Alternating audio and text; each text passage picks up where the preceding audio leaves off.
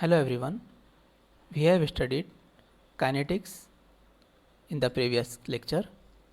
In kinetics, we have studied about the D'Alembert's principle to analyze the motions of kinetics, the problems involved in the kinetics. So, D'Alembert's principle, which was based on the Newton's second law of motion, we have studied it in the detail. Now, the another method which is used to analyze the kinetics problems we have to study now.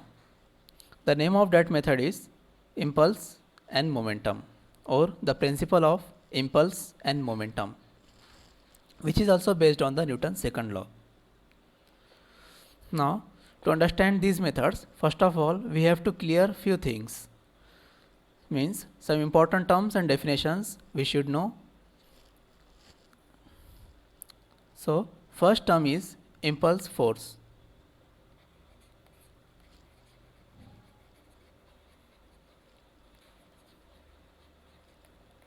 Now, what is the meaning of impulse force? Impulse force is a very large force which acts over a very short period of time. The force which is acting over a short period of time and which is large in magnitude, that type of force is called as impulsive force or a simply impulse force. When a large force acts over a short period of time.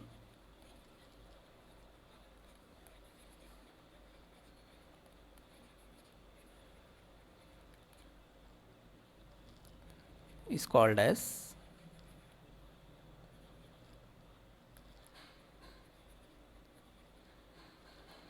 impulsive force.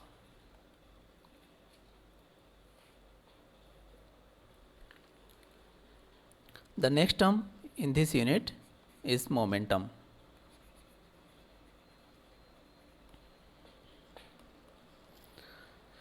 Now, the meaning of momentum is that it is the amount of motion possessed by a body which depends upon the mass and velocity of a body. So, momentum is defined as the product of mass and velocity of a body. So, it is a product of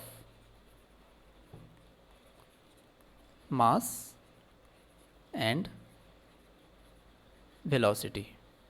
So, it can be written as momentum is equal to m into v, where m stands for mass and v stands for velocity. The term mv is called as momentum or linear momentum, and it has same direction as that of the velocity of the particles. Okay, so third term is impulse. Now, impulse. First we have seen impulsive force, then momentum, and now it is impulse. The change in momentum produced by a large force applied on a body over a short interval of time is called as impulse. So, what is the meaning of impulse? It is simply the change in momentum. Now, the momentum changes due to the large force applied over a body for a short interval of time. That is called as impulse. So, we have to write here basic thing, that the change of or the change in momentum produced by a large force applied for a short time, applied on the body over a short interval.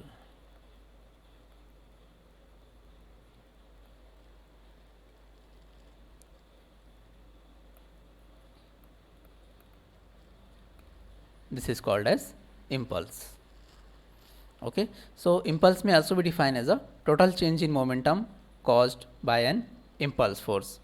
Why we are saying impulse force? Because the force applied on a body over a short interval of time is called as impulse force. So, you can also write it like this: the change in momentum produced by a body produced by a impulse force. Change in momentum produced by impulse force is called as impulse. Now, according to Newton's second law of motion, we can write F is equal to ma. According to Newton's second law of motion, we can write F is equal to m into a.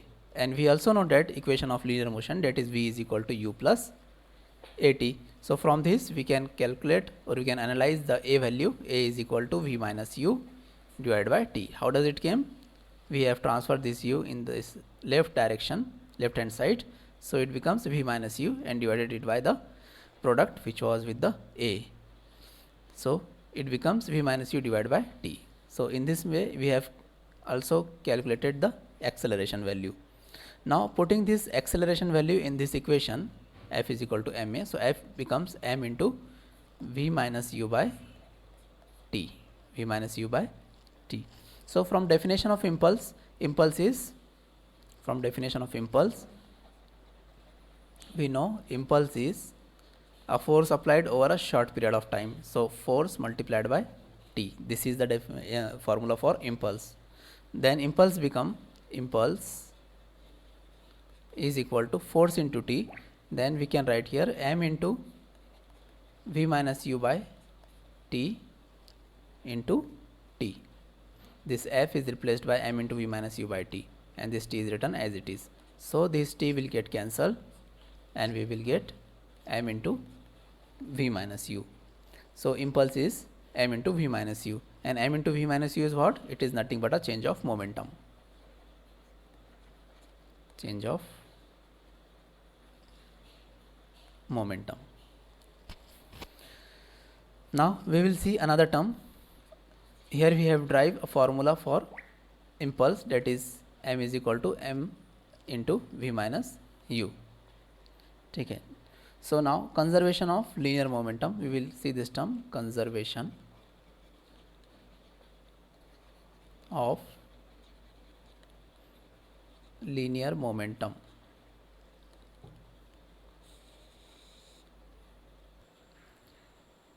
When the resultant of external forces acting on a system is 0, then the total linear momentum of the system remains constant or is conserved. That's why we can write here like summation m into v is equal to summation m into u, means final momentum of the system is equal to initial momentum of the system. That is called as conservation of linear momentum. Now principle of impulse and momentum, we will see its statement. Now principle of impulse and momentum.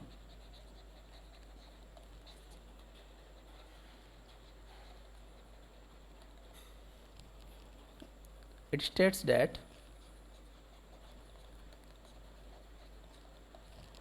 the impulse of a force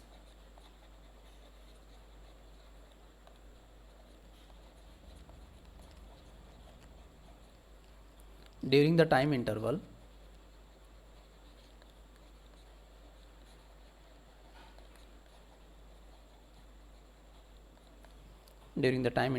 is equal to the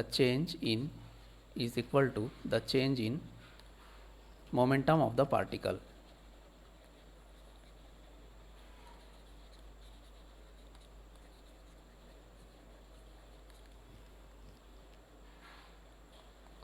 So according to the principle of impulse and momentum, the statement is the impulse of a force during the time interval is equal to the change in momentum of the particle.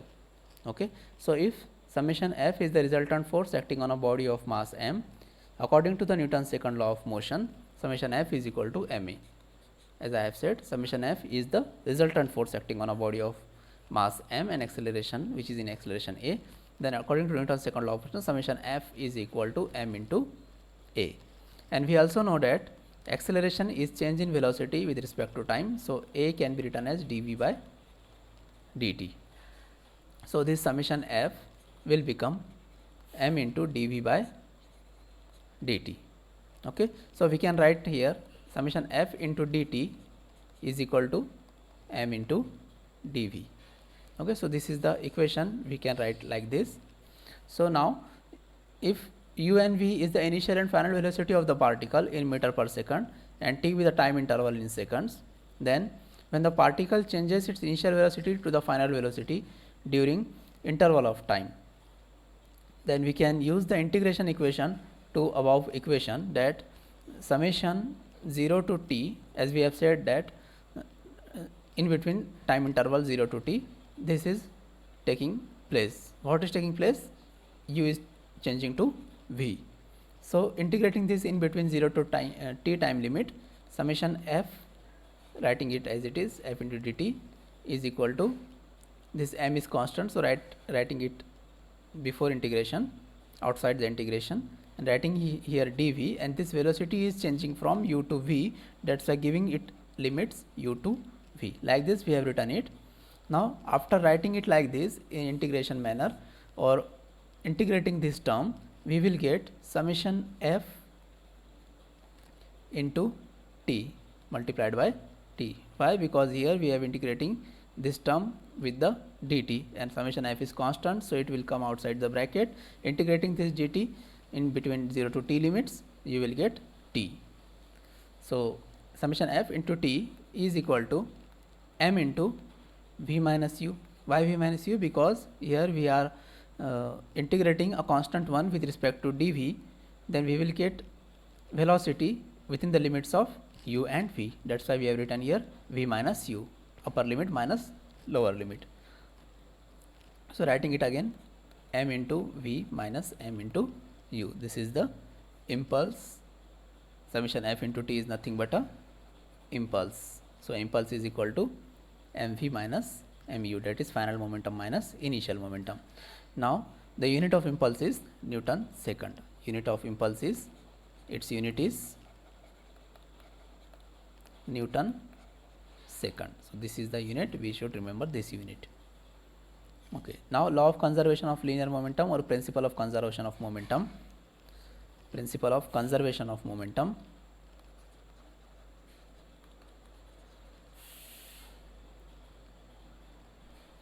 Principle of conservation of momentum. What does it state? It states that the total momentum of the two bodies remains unaltered or unchanged after their collision or mutual action between them. What is the law of conservation of linear momentum? It is nothing but the total momentum of the two bodies remains unaltered after their collision. Okay, when they collide with each other, the momentum will be remains unchanged. So we will write here statement. It states that the total momentum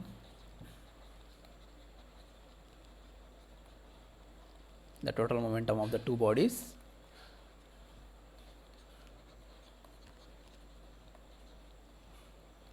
remains unchanged after their collision.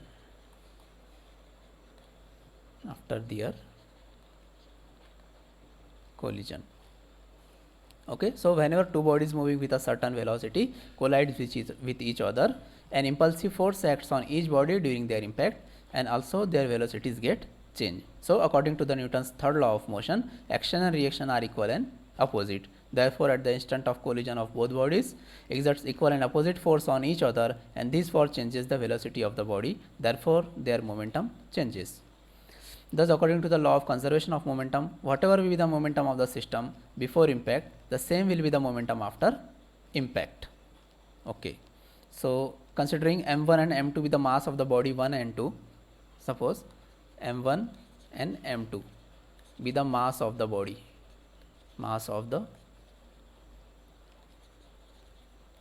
bodies 1 and 2. There are two bodies, as I have said here. The total momentum of the two bodies, 2 I have used here the word. So m1 and m2 are the mass of the body 1 and the mass of the body 2 respectively, in kg, no doubt in kg only. Okay, and u1 and u2 with the initial velocities of these bodies. u1 and u2 are the initial velocities, of body 1 and 2. Velocity is measured in meter per second. Okay. Now v1 and v2 are the final velocities. v1 and v2 are the final velocities of body 1 and 2 in meter and meter per second only. Okay, so initial momentum of the body can be written as initial momentum.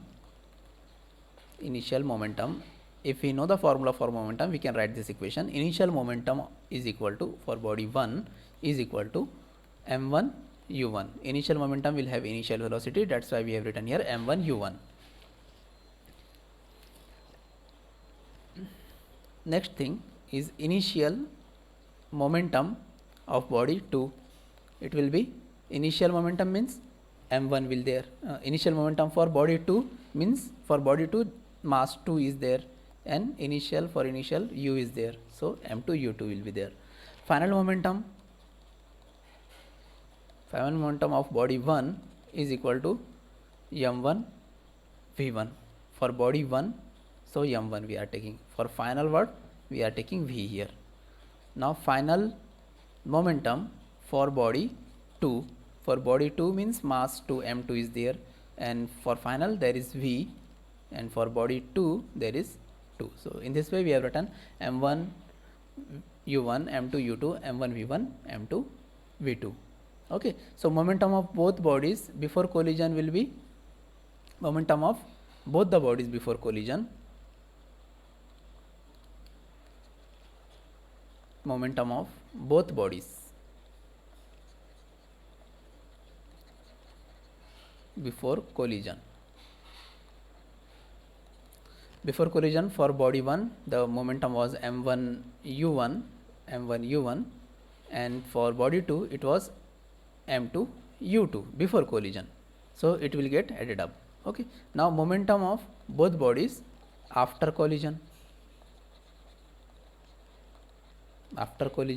is equal to, for body 1 it is m1 v1 after collision, for body 2 it is m2 v2 after collision, so this will get added up. And as per the law of conservation of momentum of both bodies before collision is equal to momentum of both bodies after collision. So we will equate this, m1 u1 plus m2 u2 is equal to m1 v1 plus m2 v2. This is the statement or the law of conservation of momentum. Okay.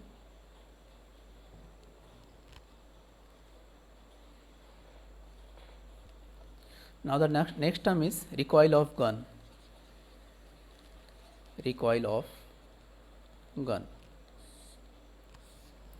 According to Newton's third law of motion, when a bullet is fired from a gun, the bullet exerts a reaction on the gun.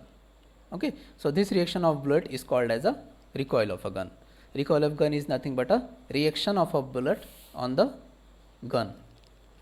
Okay, so due to the reaction as mentioned above, the gun moves backward with certain velocity and the person holding the gun experiences a jerk.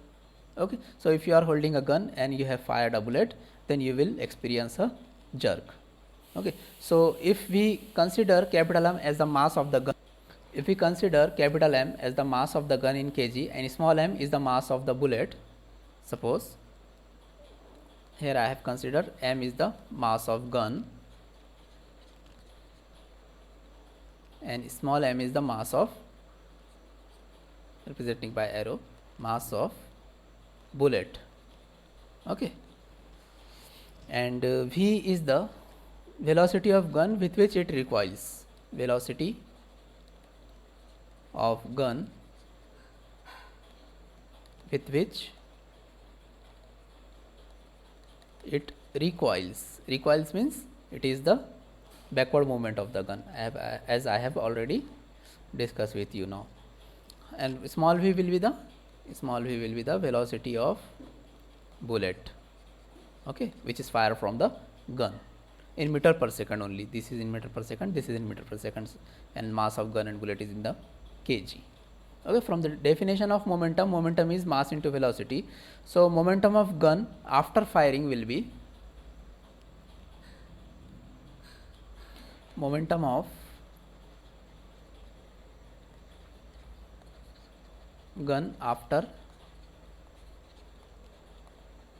firing is equal to, for gun there is mass capital M and velocity of gun was v with which it recoils. Then momentum of bullet after firing. Okay, so it will be equal to small m, which is mass for bullet, in small v for the velocity of the bullet.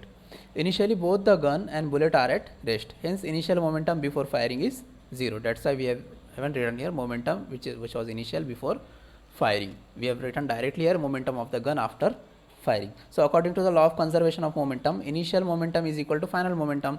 As I have said, initially the momentum was 0, so this initial momentum is now equal to final momentum, and final momentum is equal to m into v plus m into v. We are adding these final momentums. Okay, so after adding this, m into v is becomes equal to minus m into u, or minus m into v, actually m into v, this is v, small v.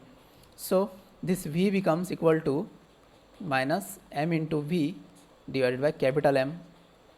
Okay, so this expression gives recoil velocity of the gun. This equation gives recoil velocity of the gun, and the negative sign here, negative sign, indicates that the velocity of the gun is in opposite direction. Okay, so the problems will be solved later.